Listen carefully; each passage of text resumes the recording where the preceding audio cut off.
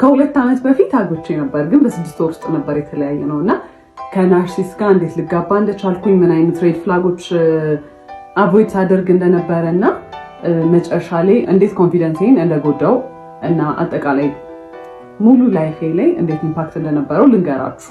ትማሩበታላችሁ ብዬ ስላሰብኩ ነው። ስፔሻሊ ሴቶች በጣም አቮይድ የምናደርጋቸው ዝም ብለን የምናልፋቸው ነገሮች መጨረሻ ላይ እንዴት ራሳችንን መልሰው ሊጎዱ እንደሚችሉ ትማሩበታላችሁ ብዬ አስባለሁ።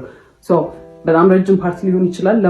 ለማንዛዛት ሞክራለሁ፣ ለማሳጠር ሞክራለሁ፣ ግን ያው ረጅም ፓርቶች ሊኖሩት ይችላሉ እና በተቻለ መጠን ኦነስት ለመሆን ሞክራለሁ። እኔ መጥፎ ልመስል እንኳን ብችል እኔ ያጠፋቸውን ጥፋቶች ለመናገር ሞክራለሁ እና ቶሎ ፖስት ለማድረግ ሞክራለሁ if it's interesting enough እና የምትከታተሉት ከሆነ ማለት ነው።